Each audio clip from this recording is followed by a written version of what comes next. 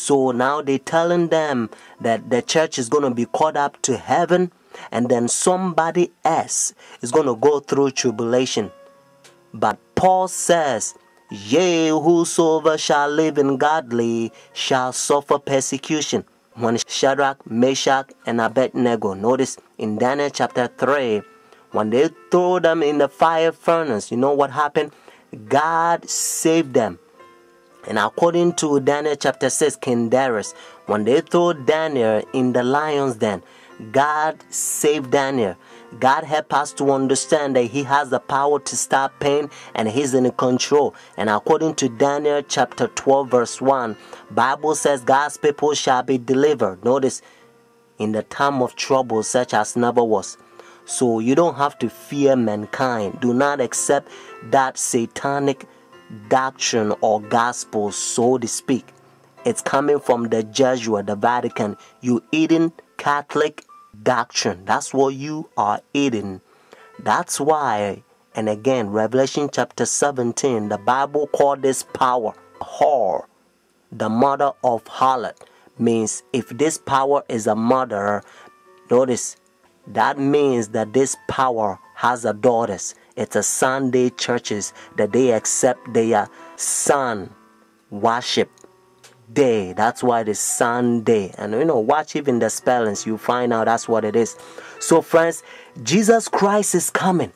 Whether you go to church or not, friends, take a stand now. Saturday is the biblical day, the Sabbath, because God knows that in the end, the devil's going to make a lot of people forget the day. It's the holy day that it proved that He's the one who created heaven and the earth. Friends, that's why He began by saying, remember the Sabbath day to keep it holy. Oh, friends, isn't that sad? Said Jesus. Why you call me Lord, Lord, and do not the thing which I said? Says Jesus. These people confess me with their mouth, but their heart is far from me. Luke chapter 23, verses 50 to 56, and also Luke chapter 24, verses 1 to 3. In order for you to understand, you have to know that the Bible says all things was made by Him. So Jesus Christ created this world 6 days, and the 7th day He rested, according to Genesis chapter 2, verses 1 to 3. And then when Adam and Eve, they sinned, redemption, He came and He died for us. Friday on the cross, Jesus Christ, He says it is finished. And then He rested on the Sabbath day. Notice when the sun was going down, Friday evening, they buried Jesus Christ. So the early day in the morning, notice, according to Luke chapter 24, verses 1 to 3, Jesus Christ rose on Sunday. So Jesus Christ kept the Sabbath after the creation, and He kept the Sabbath after redemption. It's a beautiful thing if you understand. That's what biblical Sabbath is all about.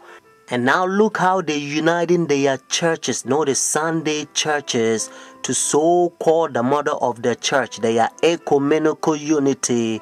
Your Holiness, may I present Archbishop Kayang Barsamian, Primate of the Eastern Diocese of the Armenian Church in America. May I present Archbishop Yichen Akachi, the Legate and Ecumenical Officer of the Eastern Diocese of the Armenian Church in America and President of the National Council of Churches in the United States.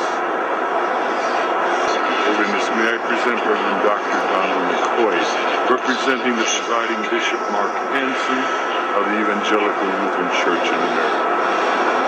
Holiness, may I present Bishop Jeremiah J. Park, Bishop of the New York Annual Conference of the United Methodist Church.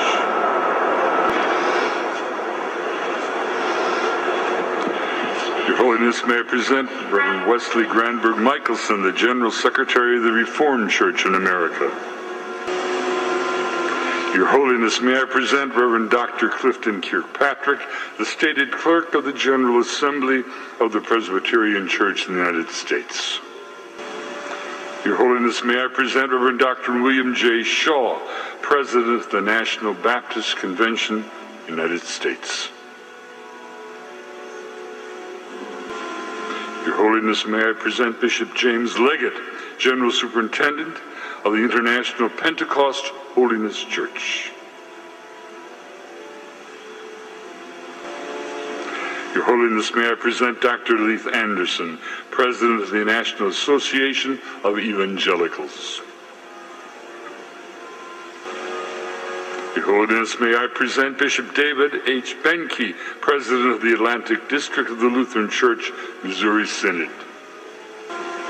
Your Holiness, may I present Reverend Dr. A.R. Bernard Sr., President of the Council of Churches of the City of New York. Your Holiness, may I present Elder Bernice King, daughter of the civil rights leaders Martin Luther King Jr. and Coretta Scott King. Your Holiness, may I present Reverend Jimmy Song Jilim, Executive Director of the Council of Churches of the City of New York. Your Holiness, may I present the Right Reverend Mark Sisk, Bishop of the Episcopal Diocese of New York. Do you understand the language? Your Holiness, and this is how they call this power.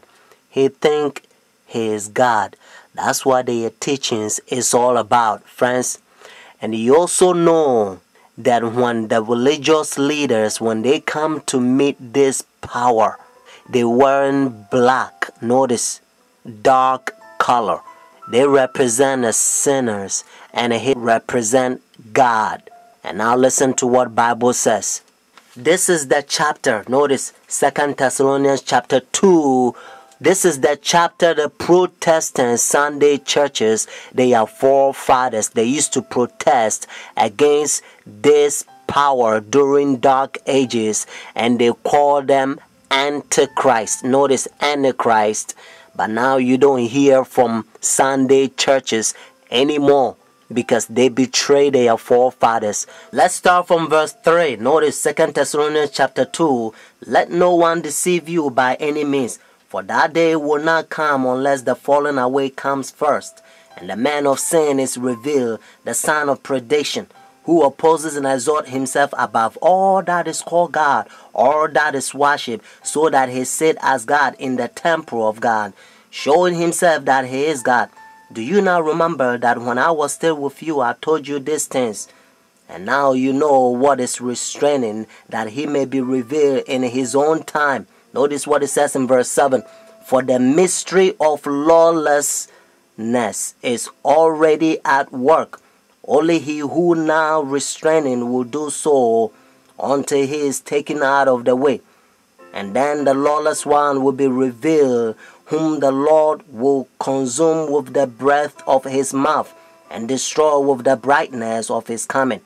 The coming of the lawless one is according to the working of Satan, with all power, signs, and lying wonders, and with all unrighteousness, deception among those who perish, because they do not receive the love of the truth, that they may be saved.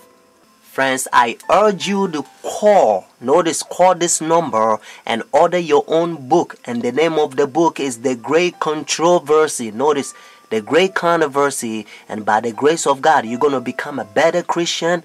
You're not going to fall to this Christianity that has become like a coffee and milk shake together, because the man of sin infiltrating the churches and they destroying doctrines. The phone number here is 856-503-5893. One more time, 856-503-5893. Friends, also, if God is touching your heart to support God's faithful ministry so that we can speed up this gospel to a lot of people so that they can hear what you are hearing, because heaven is ceaseless ages. Benedict XVI heads to the U.S. this coming week for his first visit here since being elected Pope 3 years ago, where the war in Iraq is expected to be high on the agenda. On Friday, Benedict travels to New York, where he will address the United Nations General Assembly. The UN event was his original reason for coming to the U.S., and many experts believe that speech could be the most important of his trip. Kim Lawton takes a look at the unique role the Pope and the Vatican play on the world stage. Soviet leader Joseph Stalin was once questioned about the influence of the Vatican. Stalin is famously said to have replied, "The Pope, how many divisions has he got?" The answer, as it turns out, is more than Stalin and many others might have guessed. Experts say the Pope and the Vatican wield considerable global influence. They don't have economic engines they have to feed. They don't have armies. They don't have land. The Vatican is only 106 acres. It's the smallest nation state in the world, but it is a huge moral, spiritual superpower. In questo momento